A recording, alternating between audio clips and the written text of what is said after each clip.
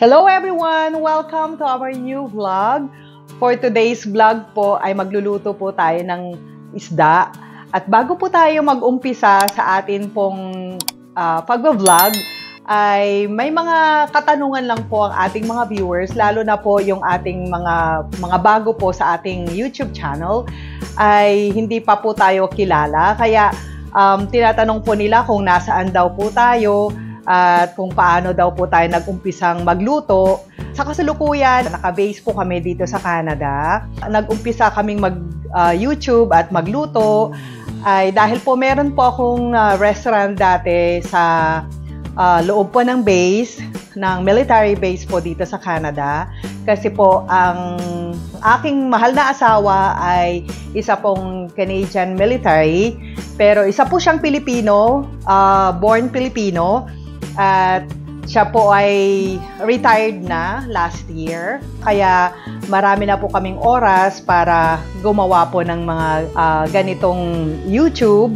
So, yan po ang aming history kung bakit po naumpisahan po namin ang pagluluto. At nung panahon po na meron tayong restaurant sa loob ng base ay talaga namang pinipilahan po at gustong-gusto ng mga military, Canadian military, ang ating mga Asian, especially Filipino food na hinahanda natin sa kanila doon sa restaurant.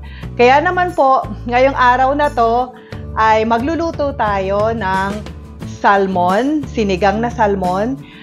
Sinama po natin ang ulo ng salmon at ang salmon steak. So, yan po ang ating lulutuin ngayon. Samahan niyo po kung magluto ng sinigang na salmon. Tara po! Ayan, mag-uumpisa na po tayong magluto at ang mga nandito po sa harap ko, ang mga ingredients po natin sa ating sinigang na salmon. Una po ay syempre ang ating salmon. So meron po tayo ditong ulo ng salmon. Ayan. At ang kanyang steak, salmon steak. Yan po ang isisigang natin. At syempre po, mahilig po ako sa gulay, kaya dinamihan ko ng gulay, kinumpleto ko ang gulay ng ating sinigang. So, meron po ako ditong okra, at meron din pong sitaw, talong, at meron din po tayong labanos. Yan. At syempre, meron tayong kamatis, fresh na kamatis, at ang ating pechay na fresh. Ayan ang ating pechay at meron din po tayong berdeng sili. Yan. At syempre, meron tayong luya at sibuyas. Ayan. At syempre, ang pangpaasim natin, hindi magiging sinigang kung wala tayong pang-asim. At dahil po nandito po tayo sa ibang bansa, hindi po tayo maka-access sa mga fresh na sampalok, at mga pangsigang kagaya ng mangga, kamyas. So ito po ang gagamitin natin na pangsigang, ang ating pong Mamacita's sinigang sa sampalok, kasi ito po ang available at easy access po dito na mabibili sa ating lugar. Yung mga taga-Pilipinas, maswerte po kayo, meron kayong mga fresh na mangga, sampalok, hinog at hilaw na sampalok. Masarap po yan sa pangsigang. At kamyas, isa rin po yan sa masarap na pangsigang. Ayan, nagpakulo po tayo ng tubig sa ating kaldero. Ilalagay na po natin ang ating luya at sibuyas. Ayan. At isunod na po natin ang ating kamatis. Ilagay na rin po natin ang ating labanos.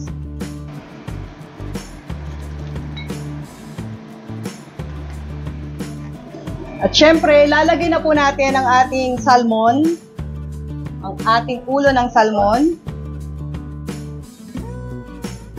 at ang ating salmon steak.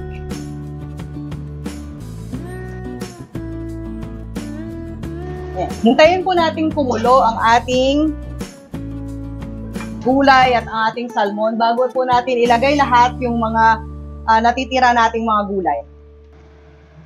Ayan, kumukulo na po ang ating nilagay na sabaw at ang ating kamatis.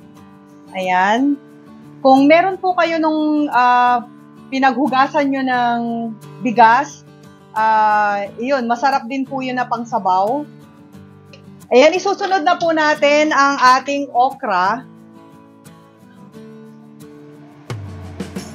Yan, halos sabay-sabay na rin po lahat na ilalagay ito, mga gulay.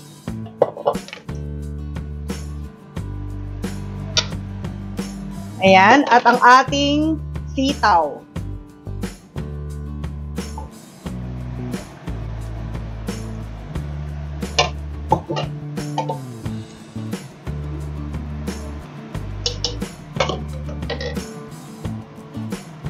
Lagay na rin po natin ang ating talong.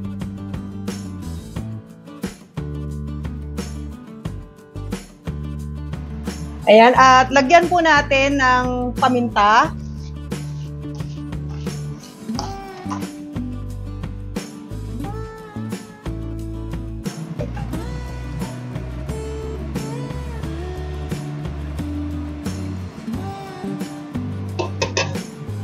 Lagyan din po natin ng konting patis. Huwag po masyadong maraming patis kasi maalat na po yung ating sinigang mix.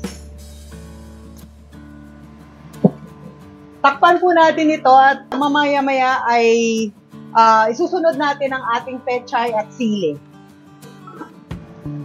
Ayan, kumukulo na ang ating sinigang.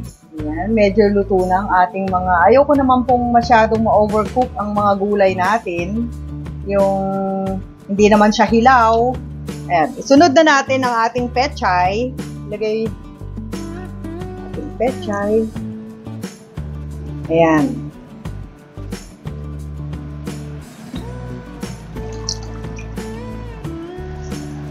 Hinaan natin ang apoy. Ayan. Tsaka muna po natin ilalagay ang ating sinigang mix pag naluto na po ang lahat ng ating gulay. Ayan. Tatakpan lang po natin. Mga 2 minutes po natin hintayin. Ayan. Luto na ang ating gulay at ang ating pechay. Ayan. Matakaw po kami sa sabaw kaya dinagdagan ko po ng sabaw. At ilalagay na po natin ang ating sinigang mix. Tsaka po natin titikman kung okay na ang kanyang alat. Pwede na ito.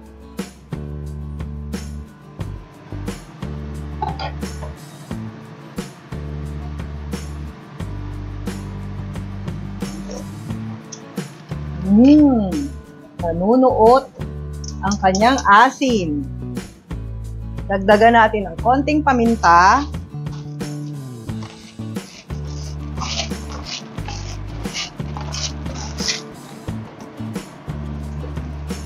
Ganyan.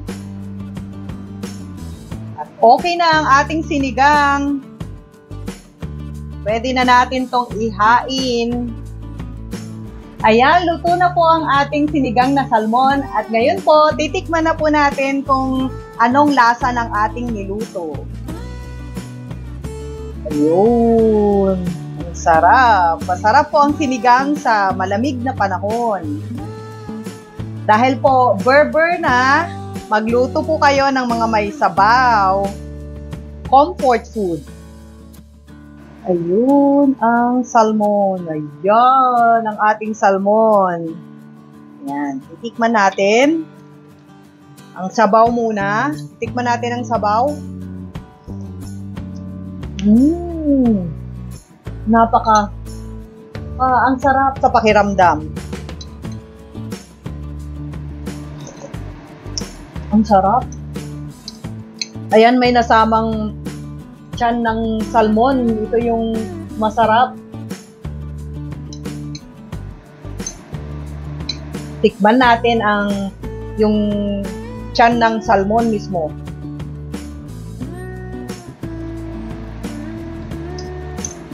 Ang sarap. Nagme-melt yung kanyang taba. At ang ating gulay.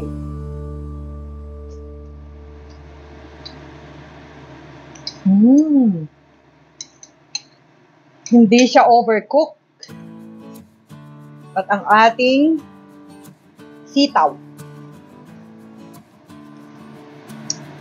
Mm. Kulang to pag walang kanin. Kailangan mo talagang iupo at ikain ng kanin. Tsaka gumawa ka ng condiment na patis, na may maraming sili. Ayan, pag tuwing susubo ka, meron kang patis at saka sili. Kaya wag nyo pong masyadong aalatan yung timpla nyo ng sinigang para po pag gumamit po kayo, meron kayong condiment, kagaya ng patis, toyo, may room pa para sa alat. Kaya huwag nyo pong aalatan yung inyong mga niluluto pag mahilig po kayo ng mga sausawan. Kaya luto na po kayo ng sinigang, napaka-comforting food na mailuluto nyo, lalo na po ngayon at maglalamig na. So, luto po kayo ng sinigang na salmon. Mag-like po kayo, subscribe sa ating YouTube channel para ma-notify po kayo. At i-click nyo na rin po yung notification bell para ma-notify po kayo pag meron po kaming bagong upload. At saka kung gusto nyo pong mag-request ng mga lulutuin po natin, i-comment nyo lang po sa ating description. Happy cooking po! Ingat po kayo! Bye!